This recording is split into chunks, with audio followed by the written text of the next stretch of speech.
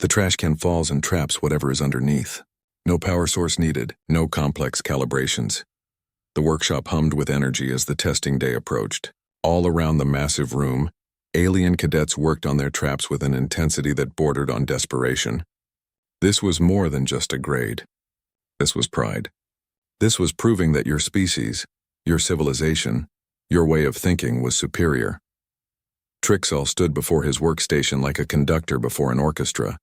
His crystalline hands moved through holographic displays, adjusting quantum field parameters with precision, measured in decimal points so small they barely had meaning.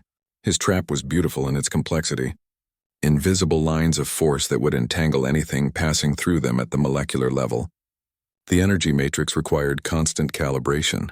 Each adjustment took hours. Each test consumed rare power cells that cost more than most students earned in a year.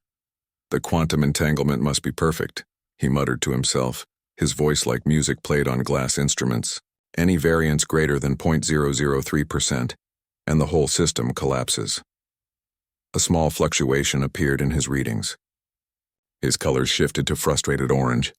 Another 3 hours of recalibration ahead. Across the room, Morden worked with his gravitational cage. The massive reptilian cadet was hammered metal plates into position, each one embedded with gravity generators salvaged from old ship engines. His trap would create a crushing force, compressing space itself around anything caught inside. It was brutal, effective, and incredibly dangerous to build. He tested the field strength for the 5th time that hour. The gravity generators spun up with a whine that hurt to hear. A test dummy was placed in the center. The field activated. The dummy crumpled like paper in a fist. Morden grunted with satisfaction. Then one of the generators sparked. Smoke poured out. The field collapsed unevenly, and the remaining generators began to overload. Morden lunged forward, hitting the emergency shutdown just before the whole system exploded. His clawed hand had been inches from the field. If he had been slower, the gravity would have torn his arm apart. He sat down heavily, breathing hard.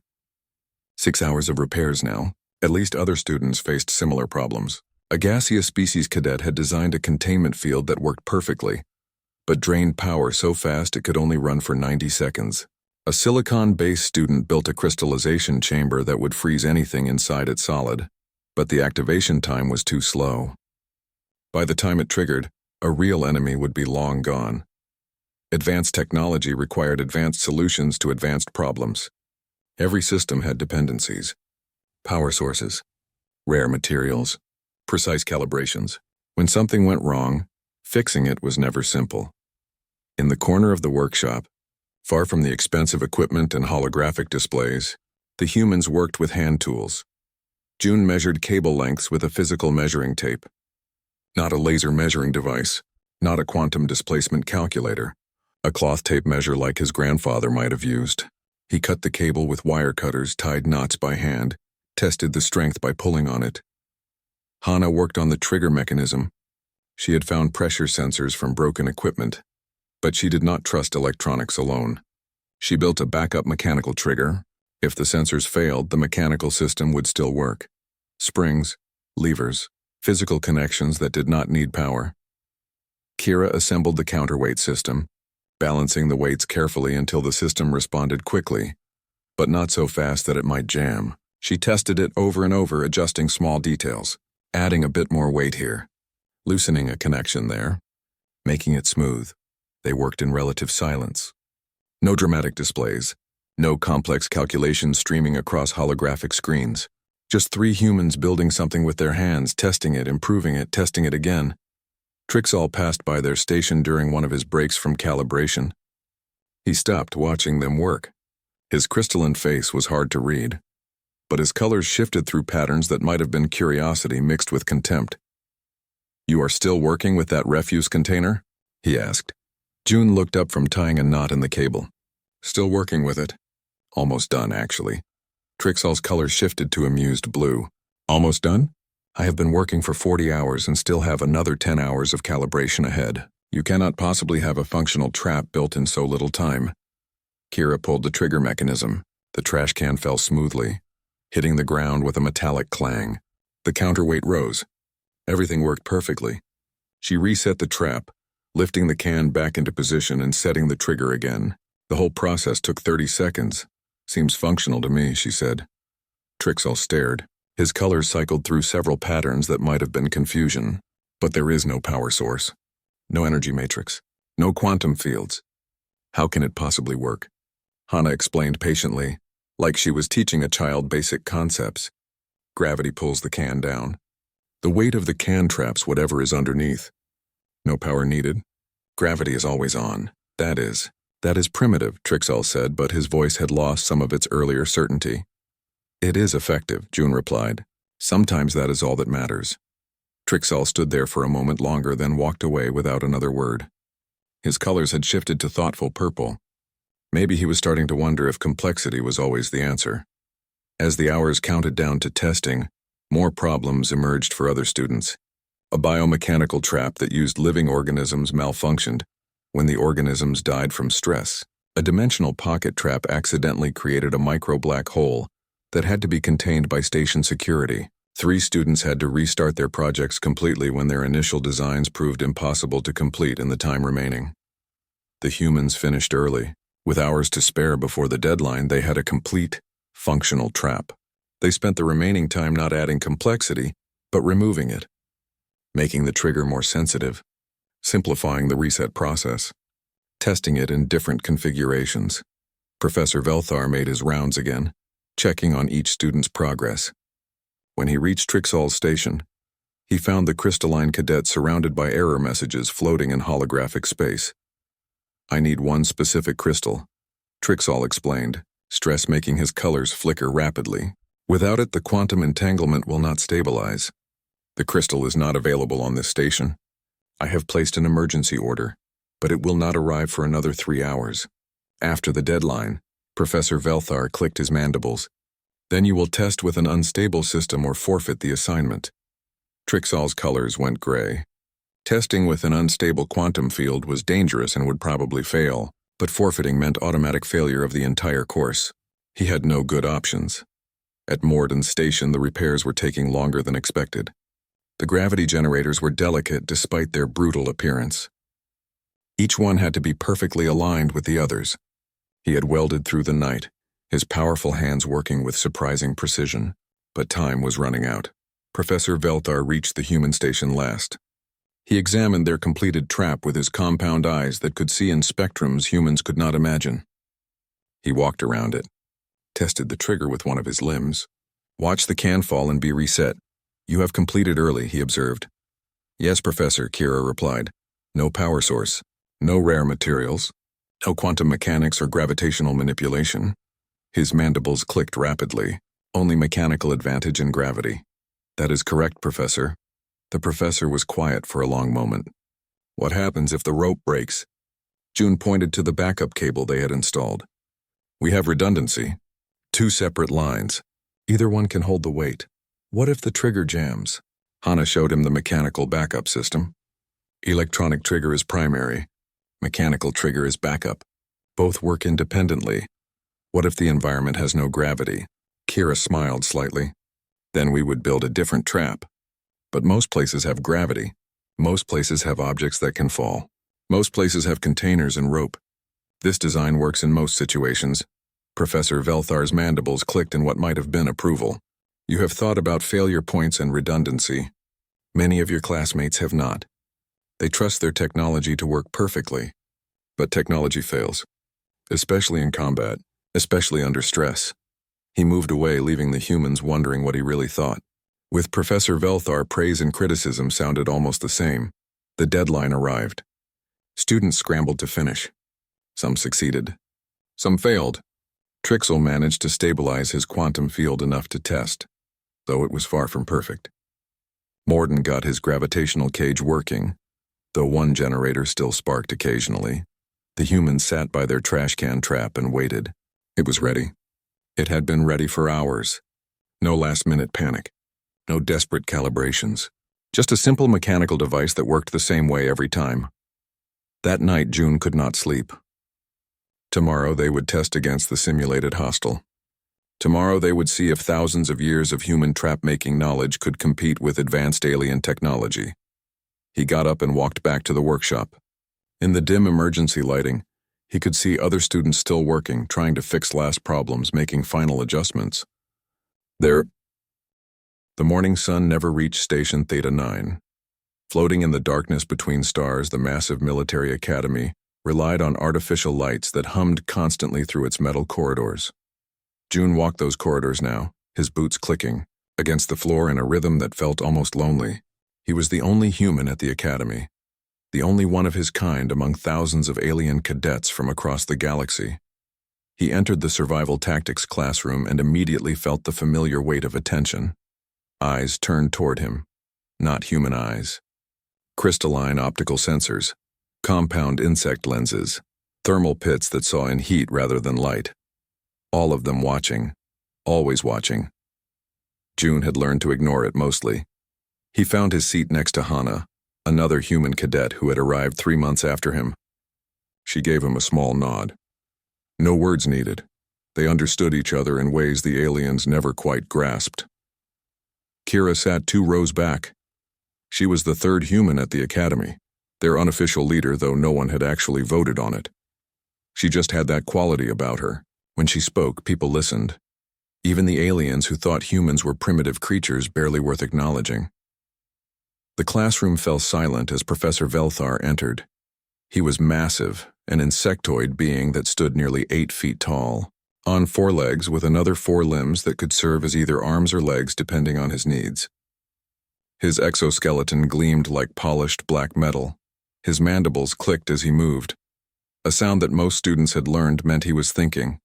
He had been teaching at this academy for longer than most civilizations had existed. 3,000 years, someone had once told June. 3,000 years of watching young beings learn to fight, to think, to survive. Professor Velthar moved to the front of the room with surprising grace for something so large. His compound eyes swept across the class, seeing everything, missing nothing. "Your final project," he began, his voice a strange mixture of clicks and words that the translator implants turned into something understandable. "We'll test everything you have learned this semester. You will design and construct a trap, a functional trap capable of capturing a hostile life form." The class stirred with interest. This was important. Final projects at the academy often determined career assignments after graduation. "The rules are simple," Professor Velthar continued. "You may only use materials found in the academy's recycling depot. No requisitioning new equipment. No using academy resources beyond basic tools. You have 48 hours from this moment. Time begins now." Immediately, the classroom exploded into activity. Alien cadets pulled out data tablets, holographic interfaces springing to life in the air. Trixel, a being made of what looked like living crystal, was already accessing material databases. His faceted surface gleamed as information scrolled through his optical processors. Mordan, a massive reptilian whose species had conquered a dozen worlds through sheer physical might, was sketching designs for kinetic cages and force containment fields. June stood slowly. Hana and Kira joined him. "Recycling depot?" Hana asked quietly. "Recycling depot," June confirmed. Kira smiled slightly. "While everyone else designs in the computers, maybe we should see what's actually available." They left the classroom and made their way through the station's corridors. Other cadets pushed past them, rushing toward the technology labs, the computer centers, the design studios. No one else seemed interested in actually visiting the recycling depot first. Why would they? They had databases that could tell them exactly what was there. They could design the perfect trap in virtual space, then simply collect the needed components. The humans took a different approach. They wanted to see, to touch, to understand what they were working with before making any plans. The recycling depot was exactly what it sounded like. A massive warehouse space filled with the discarded remnants of academy life. Broken equipment lined the walls in sorted categories: metal scraps, plastic components, electronic waste that had failed or become obsolete, glass fragments, composite materials. Everything organized by type and material composition, ready to be processed and reconstituted into new items. June walked between the rows, his engineer's mind cataloging possibilities. Hana followed, her tactical training making her see not objects, but potential applications. Kira moved with purpose, already forming ideas. They found themselves in a section containing large cylindrical containers. Waste receptacles. Trash cans in the simplest terms. They came in various sizes made from different materials. Some were dented. Some were stained. All of them were scheduled for recycling. June stopped in front of one particular container.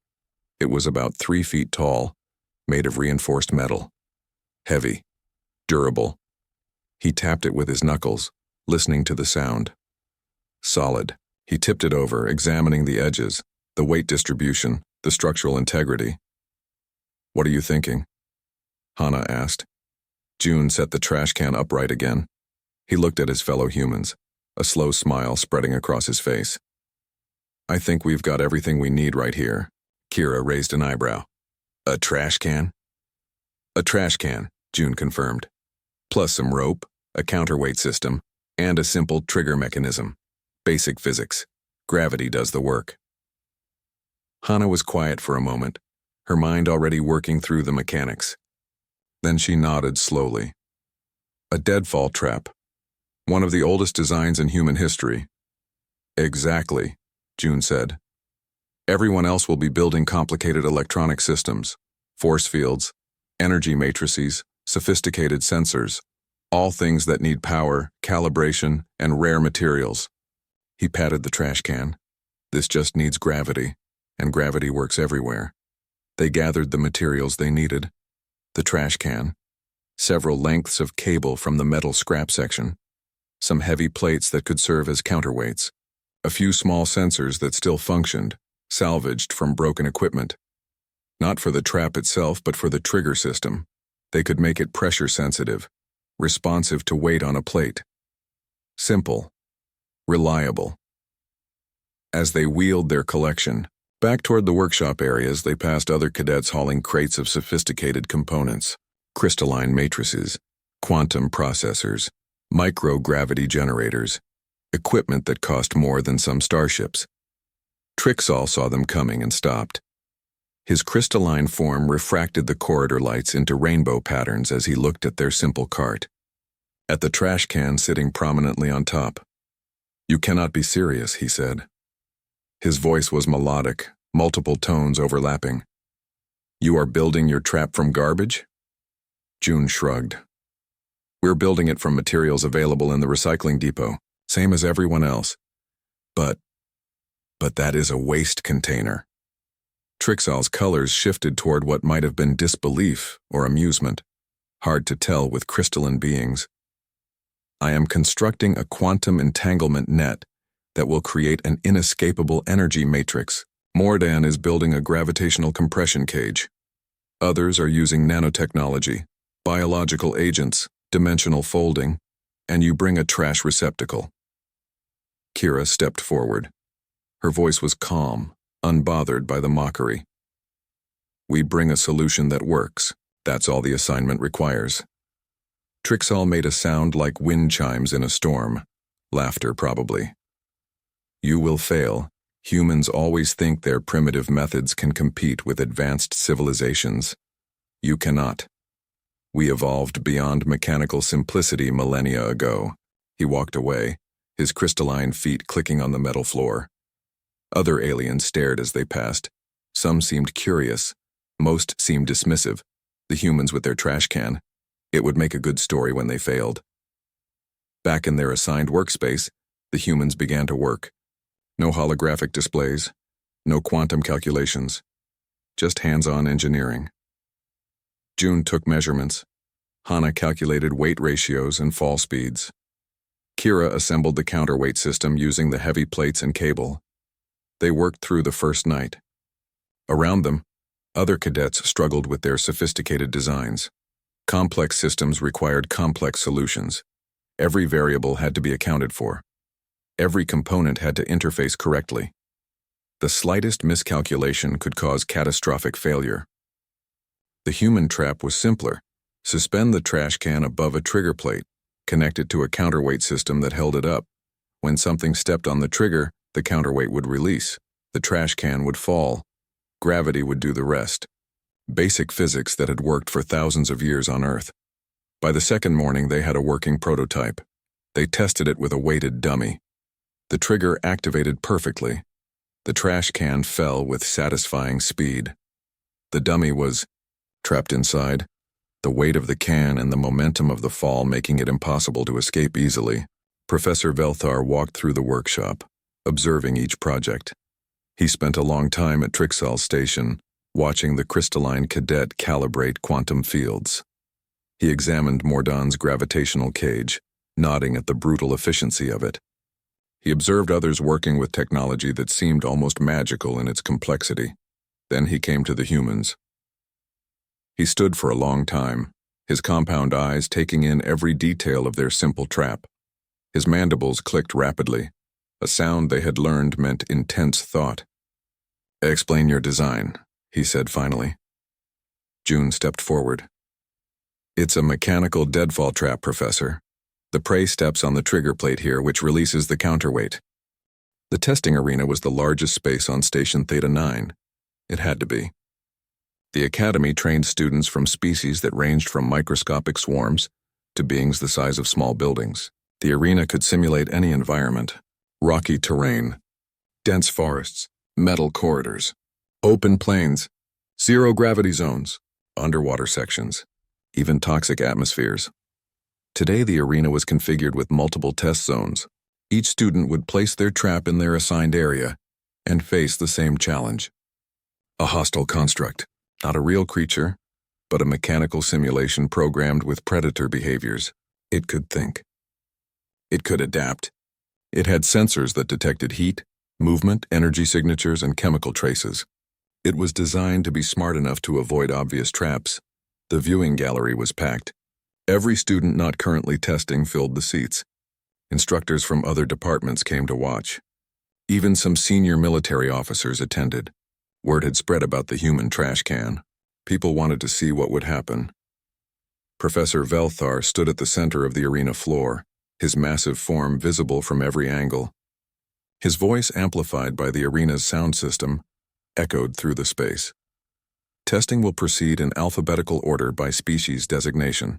Each trap will be evaluated on 3 criteria: time to capture, energy efficiency, and practical sustainability. Begin. The first student was from a gaseous species. Barely visible to human eyes, they had constructed a containment field that shimmered like heat waves in summer air. The hostile construct was released. It prowled toward the trap zone, sensors active, searching for threats. It detected the energy field and tried to avoid it. But the field expanded, surrounding the construct in a bubble of compressed atmosphere. Captured. Professor Velthar checked his readings. Time to capture 3 minutes, 12 seconds. Energy efficiency poor. The field consumes power at unsustainable rates. Total operational time before power depletion, 4 minutes. Practical sustainability. Inadequate for field operations. The gaseous student deflated visibly. They had built a trap that worked, but only briefly. In a real situation, enemies would not wait patiently while you recharged your power cells. More tests followed. A silicon-based student's crystallization chamber worked perfectly, but took too long to activate. The construct escaped before the chamber could freeze it. A biomechanical trap caught the construct, but the living organisms used in the trap died from the stress, making it a one-use device. Then came Mordan's turn. The massive reptilian carried his gravitational cage components into his test zone. The setup took 12 minutes. Each generator had to be positioned exactly. Power cables had to be connected. Safety systems had to be activated. Finally, he was ready. The construct was released. It approached cautiously, its sensors detecting the gravity generators. Mordan activated the trap. The generators spun up with a scream of stressed machinery. The gravity field snapped into existence. Space itself seemed to bend. The construct was caught in the field, pulled inward by forces that would crush steel. It struggled. Its mechanical body began to deform under the pressure. Then one of the generators sparked. Again. The same one that had malfunctioned before. The field became unstable. Half the gravity disappeared while the other half increased. The construct was thrown violently against the arena wall. It hit hard enough to break apart. Professor Velthar's mandibles clicked sharply. Capture successful. However, the hostile is destroyed. In a real situation, destroyed enemies cannot provide intelligence, cannot be questioned, cannot be studied. A trap that kills is sometimes necessary, but not what this assignment requires. Next. Morden growled low in his throat but said nothing. He knew the professor was right. His trap was too brutal, too dangerous, too uncontrolled. Finally, Trixall's turn arrived. The crystalline cadet moved with confidence despite his earlier problems. His quantum web trap was ready. The equipment was arranged in a perfect circle. Energy matrices glowed with barely visible light. This was sophisticated technology. This was the future. The construct was released. It moved forward, sensors scanning. Trixall activated his trap. The quantum entanglement field spread through the test zone like invisible spider silk. Each strand was a line of force that would bind anything it touched at the molecular level. Escape would be theoretically impossible. The construct approached the field. Its sensors detected something. Not the field itself, but the energy signature that maintained it. The construct's programming included problem-solving abilities, advanced algorithms designed to find weaknesses. It analyzed the energy pattern, found the frequency, generated a counter-frequency. The quantum field flickered, destabilized, collapsed. The construct walked through where the trap had been and continued into the arena. Trixall stood frozen. His colors cycled rapidly through shock, confusion, and disbelief. Impossible. The construct should not have been able to analyze quantum entanglement that quickly. Should not have been able to generate the exact counter-frequency needed. Professor Velthar's voice was not unkind. Your trap was sophisticated, perhaps too sophisticated. The construct's programming includes adaptive countermeasures against advanced technology. In the real galaxy, enemies learn. They adapt.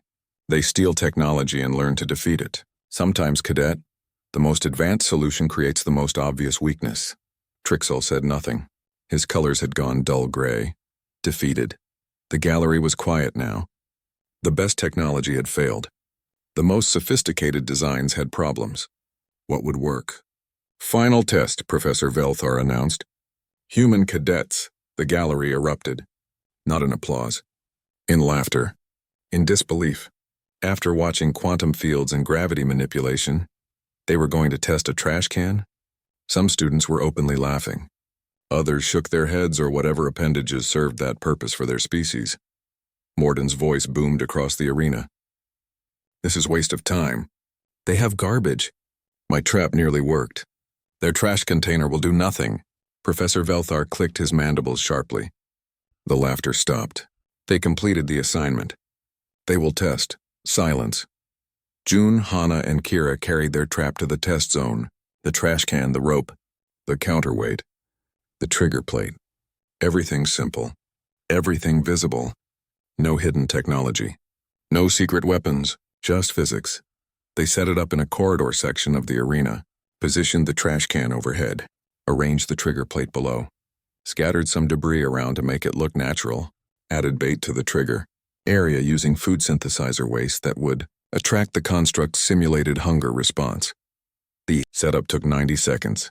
Every other trap had required 10 to 15 minutes of careful calibration. The humans just placed their equipment and walked away. Kira gave a thumbs-up signal to the control booth. They were ready. The construct was released. It prowled through the test zone, sensors active, searching for energy signatures, heat sources, movement, anything that indicated a trap. It found nothing unusual. The trash can had no power signature. The rope was just rope. The counterweight was just metal. Nothing registered as threatening. Nothing registered as advanced technology. The construct detected the bait. Food waste. Its programming included simulated hunger, a way to make it behave more like a real predator. It approached the trigger area, cautious but not alarmed. No energy fields to avoid. No quantum entanglement to analyze. Just some garbage and food. The construct stepped onto the trigger plate. The pressure sensor activated. The mechanical backup triggered simultaneously. The counterweight dropped. The rope released. The trash can fell. Clang. The sound echoed through the arena. The trash can hit the ground with the construct underneath it. The weight and momentum of the fall trapped the construct completely. It struggled inside, but the heavy metal container held firm. Its mechanical limbs could not get leverage. Its sensors were blocked. Its problem-solving algorithms found no solution because there was nothing to analyze. No energy field to disrupt. No quantum entanglement to counter. Just mass and gravity and a metal container. The arena was absolutely silent. Professor Velthar looked at his readings. His mandibles clicked rapidly, faster than the humans had ever heard before. Time to capture, 47 seconds. Energy expenditure, 0.03 power units for the trigger sensors. Backup mechanical system requires 0 power. Sustainability, indefinite. The trap can be reset and reused unlimited times with no maintenance beyond replacing worn rope. Materials cost negligible. He walked to the trapped construct, examined it from multiple angles, lifted the trash can to confirm the capture was complete, set it back down. Then he turned to face the gallery. Every eye, sensor, and optical organ was fixed on him.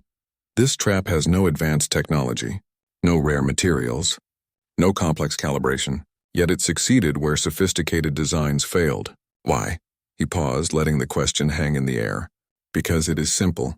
Because it uses fundamental physics that cannot be hacked or disrupted or countered. Because it works the same way every time, in every environment with gravity. Because any being with basic materials can build it. Another pause. Longer this time. Effective. That single word carried more weight than any long speech. From Professor Velthar, who had taught for 3,000 years, who had seen civilizations rise and fall, who knew more about warfare than most species knew about anything, that one word was the highest praise possible. Effecti. The gallery did not empty after the humans left. Students stayed in their seats talking in hushed voices. Arguments broke out. A crystalline student insisted there must be hidden technology they had not detected. A gaseous being argued that the test was flawed. Mordan sat in brooding silence, his massive form hunched over. Professor Velthar clicked his mandibles sharply. The sound cut through the noise like a blade. Instant silence followed. "You wish to understand," he said. Not a question, a statement. "You wish to know how primitive methods defeated your advanced technology. Come." He led them down to the arena floor. The human trap still sat where they had left it. The trash can, the rope, the counterweight, the trigger plate. Everything visible and simple. "We will disassemble this trap," Professor Velthar announced. "You will see there are no hidden components, no secret technology, only what appears to be present." He called the humans back to the arena. They returned, slightly confused but willing. Under the professor's direction, they took apart their trap piece by piece. The trash can was just a trash can. Metal, dented from use. Nothing special. The rope was standard synthetic fiber available anywhere. The counterweight was scrap metal plates bolted together. The trigger was a simple pressure sensor connected to a mechanical release system. Every component was examined by multiple students. Scanned with sensors. Analyzed with equipment. Nothing hidden, nothing advanced. Just basic materials assembled in a clever way. Trixall spoke first, his voice quieter than usual. "I do not understand. This should not work better than my quantum entanglement field. The mathematics are clear. Advanced technology should provide superior results." Professor Velthar gestured to the disassembled trap. "Your quantum field requires what?" "Power," Trixall admitted. "Rare crystals for the matrix, precise calibration, constant monitoring to maintain stability. And if the power fails, the field collapses. If the crystals are damaged, the matrix becomes unstable. If an enemy disrupts the quantum frequency." Trixall's colors shifted to a shamed purple. "The entire system fails, as we witnessed today." Professor Velthar turned to address the entire class. "Complexity creates vulnerability. Every advanced system has dependencies, power sources, rare materials, precise conditions. When any dependency fails, the system fails. This is not weakness of design, it is inherent weakness of complexity." He picked up the trash can, held it high for everyone to see. "This trap has one dependency, gravity. Gravity does not fail. Gravity does not need calibration. Gravity does not require rare materials or power sources. Gravity simply exists. Mordan stood, his massive form casting shadows across the arena floor. But surely advanced technology should defeat simple mechanics. My people have conquered worlds with our weapons and ships. Professor Velthar's mandibles clicked in a pattern the humans had learned meant he was about to say something important. I will tell you a story. 3,000 years ago, my people were the most technologically advanced civilization in our region of space. We had weapons that could destroy planets, shields that stopped any attack, ships that moved faster than light with ease. He paused, his compound eyes seeming to look into the distant past. Then we were invaded by a species we considered primitive. They had no advanced shields, so we prepared our energy weapons. They avoided direct combat. They had no faster-than-light ships, so we thought we could contain them easily. They did not try to escape. Instead, they dug tunnels. They built traps. They used explosives made from simple chemicals available on any world. The gallery was completely silent now. This was history they had never heard before. Our shield stopped energy weapons but not falling rocks. Our sensors detected advanced technology but not pits covered with branches. Our soldiers wore powered armor that made them strong but also made them heavy. When they fell into traps, the armor became a prison. His voice grew softer. We lost, not because they were stronger, not because they were smarter, but because they adapted to fight us in ways we never prepared for. A student from an aquatic species spoke up. But we learned from that. We study history to avoid past mistakes. Do you? Professor Velthar asked. Today, most of you built traps that would fail against any enemy who simply turned off the power, any enemy who disrupted your energy fields, any enemy who attacked your dependencies instead of your defenses. You have not learned. You have become complacent in your technology. He gestured to the humans. These beings come from a world where they were not the strongest species, not the fastest, not the best equipped for survival, yet they dominated their planet. How? June stepped forward. He had not expected to speak, but the professor was looking at him. We adapted. We used tools. We thought about problems differently than other species. When something did not work, we tried something else. Hana added, we survived not by being the best at one thing, but by being adequate at many things. We could climb trees, but not as well as monkeys. We could run, but not as fast as predators. We could swim, but not as well as fish. But we could do all of it well enough, and we could think about how to use tools to make up for what we lacked. Kira spoke last. Humans spent most of our history with very limited resources. We could not waste materials on complicated designs that might fail. We needed things that worked reliably with what we had available. A trap made from a pit, and sharpened sticks might not be sophisticated, but it worked, and it could be built anywhere with materials found anywhere. Professor Velthar clicked his mandibles in approval. This is the lesson.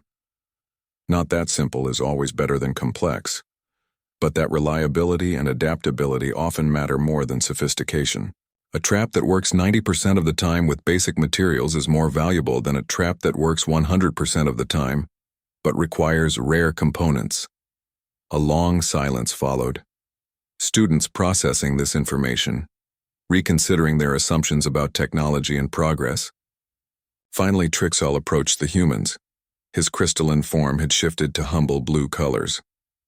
I mocked your trash can. I was wrong. I spent my entire life learning to build the most complex solutions possible. I thought complexity meant superiority, but you have mastered something I never considered.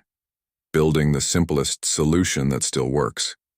He paused, his colors shifting to curious green. Would you teach me? I wish to learn how humans think. How you decide when to use simple solutions and when to use complex ones. June smiled. We can teach you.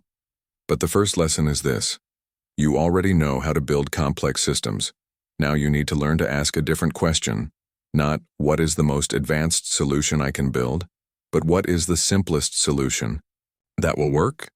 Over the next few weeks, something changed at the academy. Students began approaching problems differently. Before starting designs, they asked themselves if simpler approaches might work. Engineers started carrying basic toolkits alongside their advanced equipment. Tactical students studied ancient, human warfare tactics alongside modern combined arms strategies. The Academy's administration noticed. They created a new course called Adaptive Problem Solving. The unofficial name among students was Trash Can Tactics. Professor Velthar taught it, assisted by the 3 humans. The first lesson involved giving students a broken piece of equipment and asking them to fix it, using only materials they could find in the immediate area.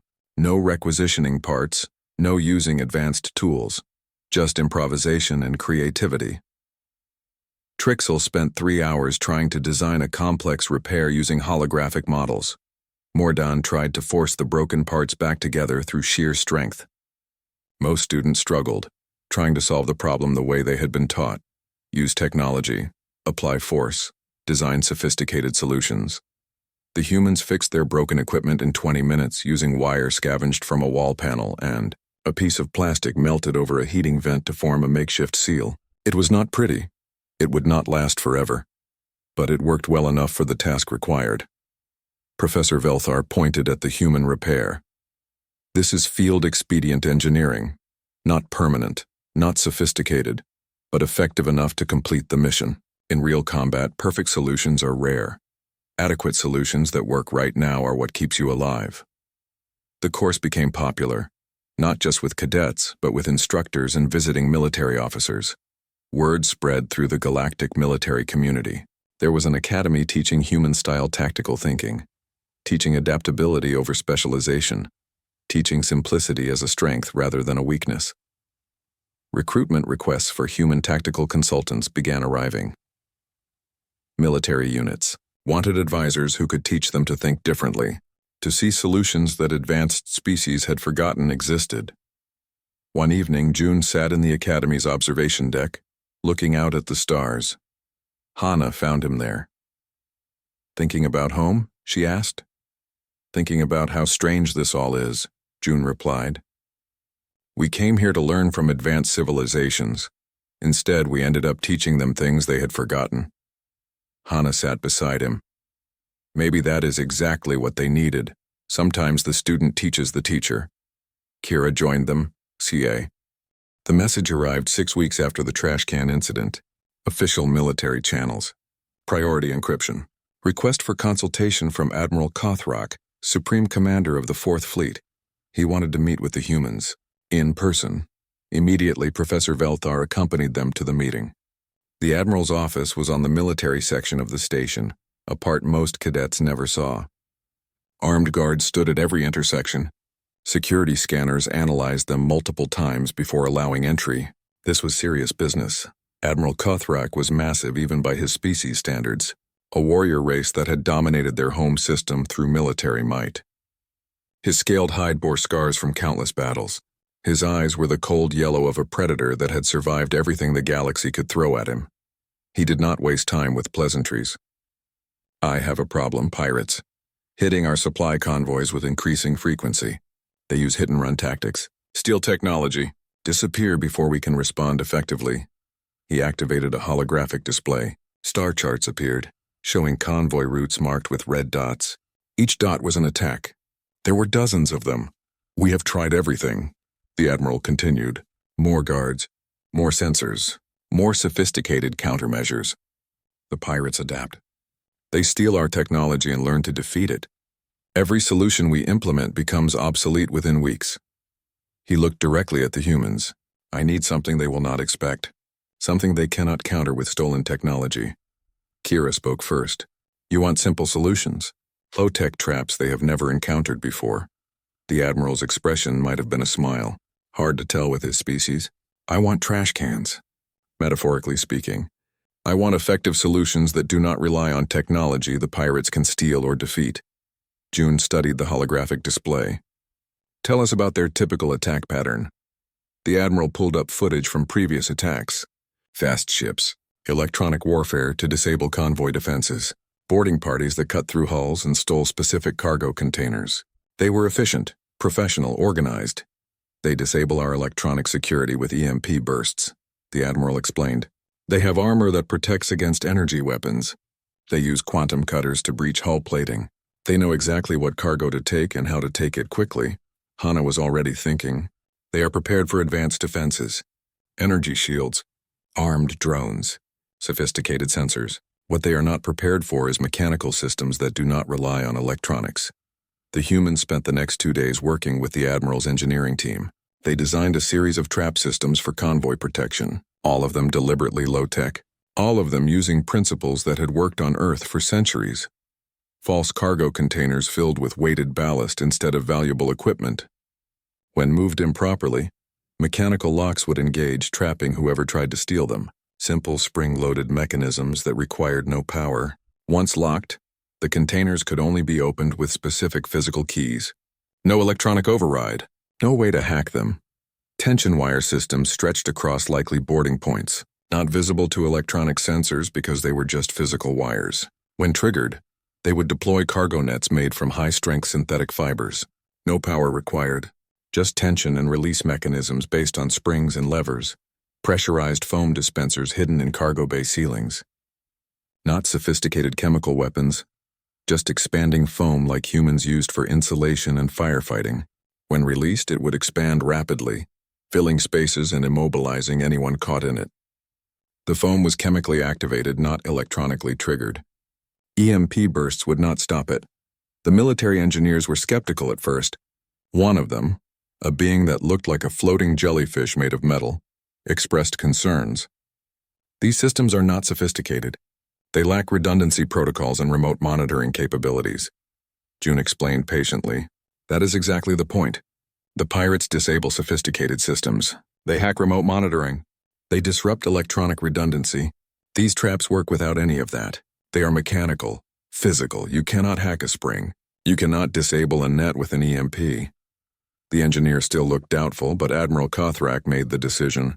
We will test it. Prepare a convoy with these systems. Use our standard route through the disputed zone. If the pirates attack, we will see how effective trash-can thinking really is. 3 days later, the convoy departed. 6 cargo ships carrying supposedly valuable technology. The ships had standard electronic defenses that the pirates would expect. But the cargo holds were prepared with the human-designed traps. Military observers followed at a distance, ready to respond, but under orders to wait and watch. The attack came exactly where predicted. Pirate ships dropped out of faster-than-light travel and immediately launched electronic warfare. The convoy's shields flickered and failed. Sensors went dark. Just as the pirates expected, boarding parties attached to the cargo ships and cut through the hull plating with quantum cutters. They entered the cargo bays with practiced efficiency. Their armor protected them from energy weapons. Their scanners directed them toward high-value containers. Everything was going according to their usual pattern. Then they tried to move the first container. The mechanical locks engaged with loud metallic clanks that echoed through the cargo bay. The container would not move. The pirates tried to override the locks electronically. Nothing happened. The locks were not electronic. They tried to cut through them. The hardened steel resisted their quantum cutters longer than expected. While they struggled with the locked containers, other pirates triggered tension wires. Nets deployed from the ceiling and walls wrapping around the boarding party. The pirates tried to cut through the nets with their advanced tools, but the synthetic fibers were designed to resist cutting. The more they struggled, the more entangled they became. In another cargo bay, pirates triggered the foam dispensers. Expanding foam erupted from hidden nozzles, filling the bay rapidly. The foam hardened quickly, trapping pirates against bulkheads and equipment. Their armor protected them from harm, but could not protect them from simple physical restraint. The entire operation took less than 10 minutes. 37 pirates captured. 0 casualties on either side. No shots fired. Just mechanical traps doing exactly what they were designed to do. Admiral Kothrak reviewed the operation footage in his office. The humans sat with him, along with Professor Velthar and several military observers. The Admiral watched the pirates struggle with mechanical locks and simple foam. Then he started laughing, a deep booming sound that made the walls vibrate. They had quantum cutters and we caught them with expanding foam. They had advanced armor and we trapped them with cargo nets. He slapped his desk hard enough to crack the surface. This is beautiful. This is perfect. One of the captured pirates was brought in for questioning. He was a member of a species known for their technological expertise. He looked absolutely furious. "How did you catch us?" the admiral asked, though he already knew the answer. The pirate's response was bitter. "You used foam. Expanding foam like some kind of primitive fire suppression system. We have plasma cutters. We have shield disruptors. We have quantum scanners. And you defeated us with foam." The admiral's expression was pure satisfaction. "That is exactly why it worked. You prepared for advanced technology. You did not prepare for simple solutions." News of the successful operation spread quickly through military channels. Requests for human tactical consultation flooded in from multiple fleets. Officers wanted to learn this new approach. Or rather, this very old approach applied to modern problems. Trixel, who had been observing the whole process, approached the humans after the admiral's meeting ended. His crystalline form showed colors of deep respect. "I understand now," he said quietly. "When I mocked your trash can, I was mocking thousands of years of accumulated wisdom. My people abandoned simple solutions too quickly in our rush toward advancement. We forgot that simple does not mean inferior." Morden joined them, his massive form somehow seeming less threatening than before. "My species conquered worlds through strength and advanced weapons. But watching those pirates struggle with foam and nets, I realize we have vulnerabilities we never considered. Someone using our own thinking against us could defeat us the same way."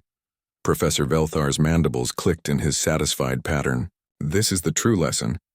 Not that humans are superior, not that simple is always better than complex, but that diversity of thinking makes all of us stronger. The galaxy needs species that think differently, that solve problems from unexpected angles. Admiral Cuthrak approached with an offer. "I want to establish a new military unit. Small, specialized, focused on unconventional solutions to tactical problems. The Adaptive Response Corps.